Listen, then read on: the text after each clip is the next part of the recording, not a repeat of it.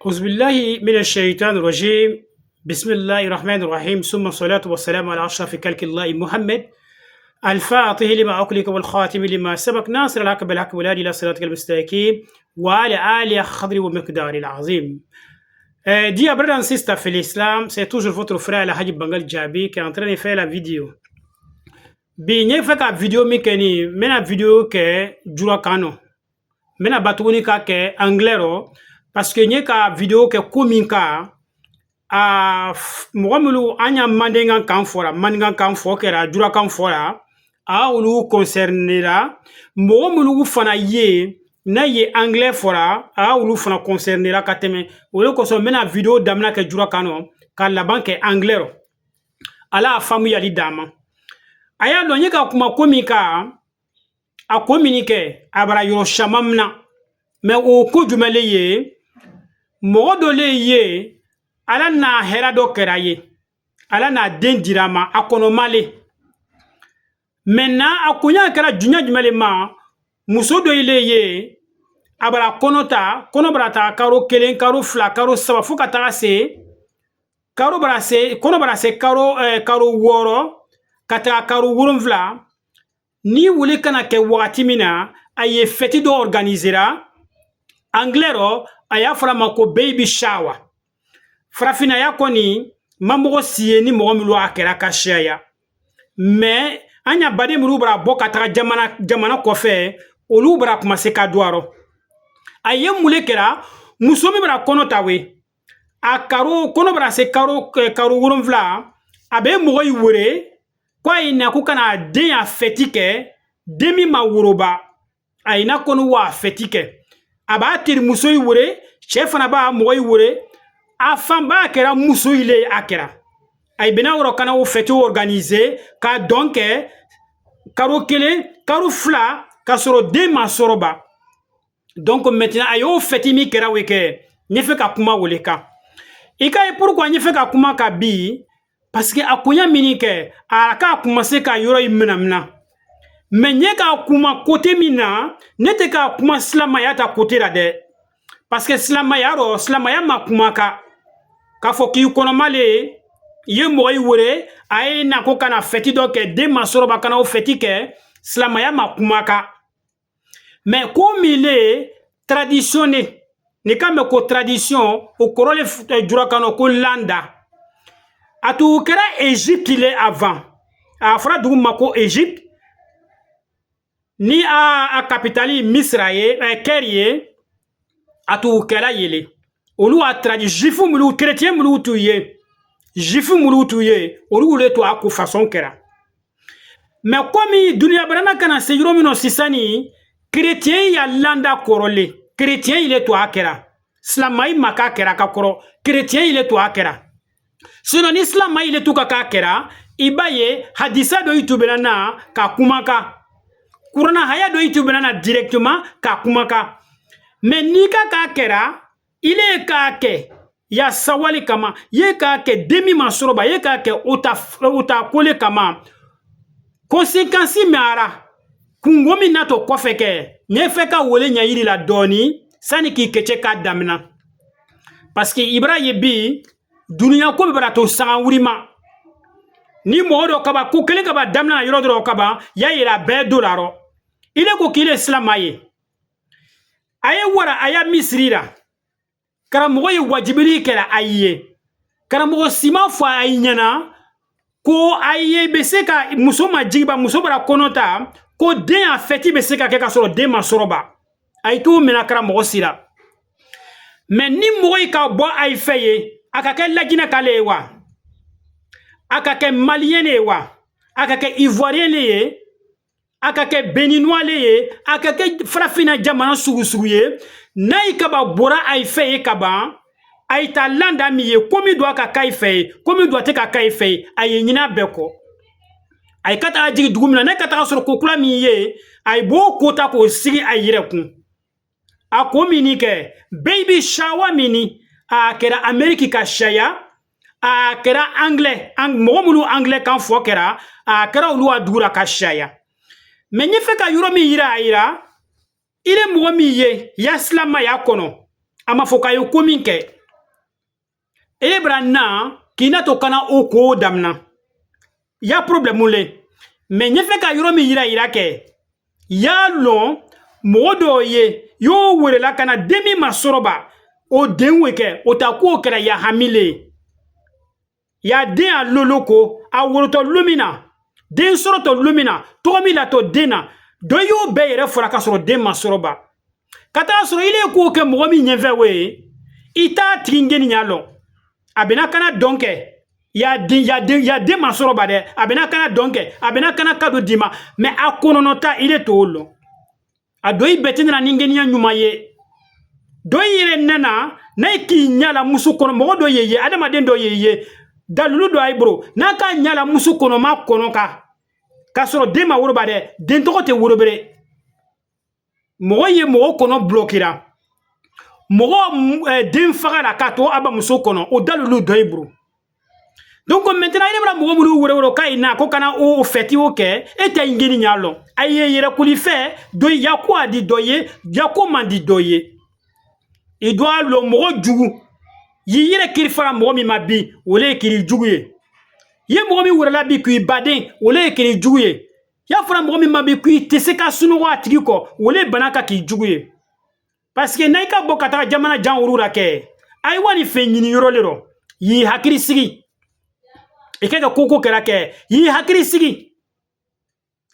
ni manya koko le keko ya flefono eske anafa bina sema wa anafa tina sema moyi bina na kana kado fitini mulugu dima moyi bina wuri mi bla enveloppe kono kana dima